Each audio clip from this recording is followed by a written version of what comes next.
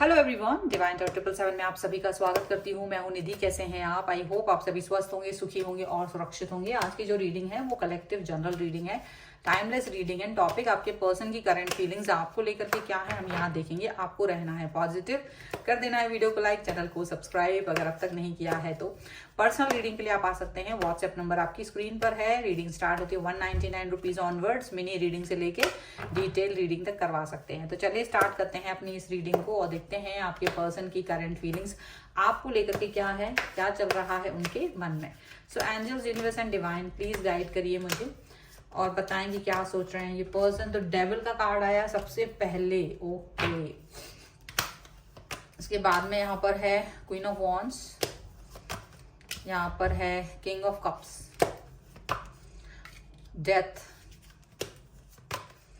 Three of wands का card है, यहाँ पर है द हर्मिट, यहाँ पर है seven of wands, the high priestess, यहाँ पर है temperance and here is the night of wands का कार्ड है। सबसे पहले हम इनकी राशियों की बात कर लेते हैं यहाँ पर। ये जो पर्सन है वो मोस्टली एरीज, लियो, सैजिटेरियस है, कैंसर, स्कॉर्पियो, पाइसेस है ये पर्सन। यहाँ पर सैजिटेरियस, विर्गो यहाँ पर एंड स्कॉर्पियो यहाँ पर ज्यादा स्ट्रॉन्ग नजर आ रहे हैं। Seven of wands, seven of cups, nine of wands and night of swords का कार्ड है। देखिए ऐसा लग रहा है जैसे कि बहुत ही ज्यादा कोई एक ऐसी सिचुएशन आ गई है इनके सामने जो कि ये आपके सामने कैसे बोले हैं इनको ये समझ नहीं आ रहा है। मुझे ऐसा दिख रहा है जैसे कि ये कुछ ऐसी सिचुएशन में फंस गए हैं, कुछ ऐसी बात है इनके मन में जो ये कहना चाह रहे हैं आपसे, और वो कैसे कहें, किस तरीके से आपसे बोलें ये समझ नहीं पा रहे, बहुत कंफ्यूज हो रहे हैं। और इनको डर लग रहा है कि क्या ये अपनी बात आपसे कह पाएंगे, इसका इम्पैक्ट आप पर क्या पड़ेगा, आप उसे ध्यान से समझोगे, सुनोगे या क्या रिएक्ट करोगे, ये चीज उनको समझ नहीं आ रही। इनको लग रहा है आप कहीं बहुत क्रोध में ना आ जाओ, कहीं बहुत गुस्सा ना हो जाए, क्या आपके मेंटल उस पर क्या असर पड़ेगा, ये सब चीजें उनको दिख रही हैं यहाँ पर, ऐसा दिख रहा है इस समय पर। ओके, सो ये जो पर्सन है वो डेफिनेटली डेविल का कार्ड के साथ ही शुरुआत हुई है। तो ऐसा लग रहा है जैसे इनके जो बात ये आपको बताना चाह रहे हैं वो कहीं ना कहीं किसी की इन्फ्लुएंस की है, मतलब कोई दबाव है, किसी तरीके का नेगेटिव इम्पैक्ट है और वो नेगेटिव इम्पैक्ट इनके ऊपर पड़ रहा है, वो दबाव इनके ऊपर पड़ रहा है जिसकी वजह से इनको कोई बहुत बड़ा स्टेप लेना पड़ रहा है, कोई बहुत बड़ा चेंजेस अपने लाइफ में लेके आना पड़ रहा है बिकॉज ऑफ दिस डेविल। और ये अब इस चीज को सोच नहीं पा रहे कि ये आपको कैसे बोले, मे बी कुछ टाइम लेके बोलें या तुरंत बोल दें, किस तरह से बोले, मतलब बड़ा शब्दों को बना रहे हैं, सब्जेक्ट्स को बना रहे हैं, कि बना नहीं पा रहे हैं, बोलने का क्या मतलब एक होता है ना भूमिका बनाना, वो सब समझ नहीं पा रहे कि कैसे बोलें। उनके मन में तो है कि वो आपसे कैसे भी करके समझाइश करें, आपकी बहुत सारी बातें आपसे बोलें, बहुत कुछ उनके मन में लग रहा है ऐसा।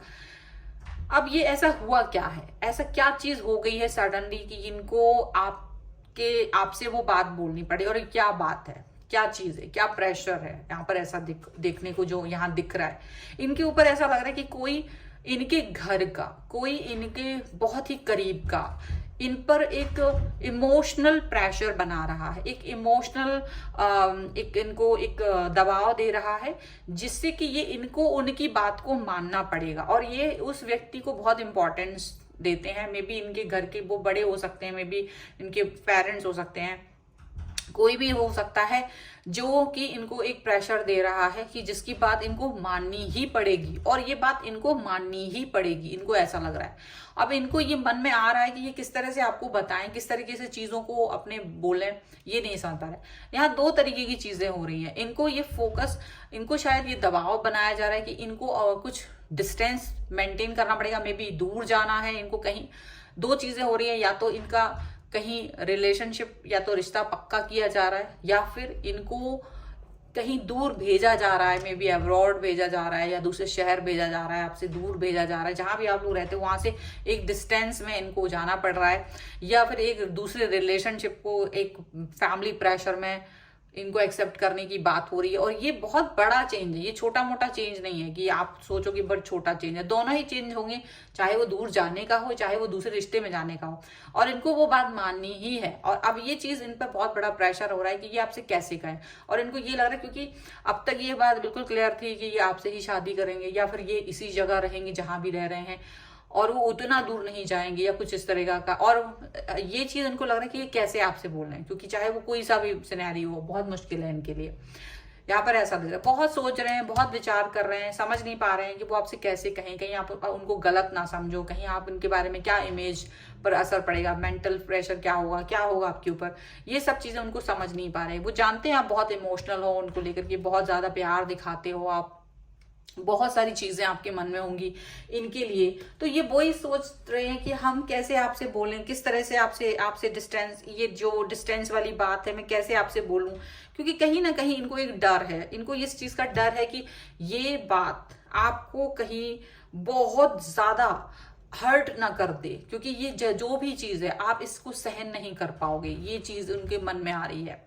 और ये चीज को सोच करके इनको बहुत ज्यादा प्रेशर आ रहा है, इनको सर में दर्द हो रहा है, ये समझिए इनका इतना प्रेशर हो चुका है। ये चीज एक्सेप्ट करना और फिर आपको बोलना, ये बोलना बहुत मुश्किल हो रहा है इनको। क्योंकि देखो, हो सकता है कि ये बाद में अपनी चीजों को संभाल लें, हो सकता है अगर ये डिस्टेंस में जानने की बात है तो कोई बात नहीं, लेकिन अगर ये दूसरे रिलेशन में जाने की बात है और ये प्रेशर कुछ इस तरीके का है कि ये मुश्किल फेज में अपने आप को फील कर रहे हैं। क्योंकि जब पहले तो ये आपसे बहुत कुछ कह देते थे कि मैं आपसे बात कर लूंगा, मैं आपसे मिल लूंगी, ठीक है हम लोग बात कर लेंगे घर में, ये वो दुनिया भर का। लेकिन जब ये चीज सामने आई, जब ये चीज सचमुच सामने आई, तो इनको पता चल रहा है कि जो बोलते थे और जो अभी सामने फेस कर रहे हैं उसमें जमीन आसमान का फर्क है। वो जो पहले जो सिचुएशन थी और जो आज की सिचुएशन है उसमें फर्क है।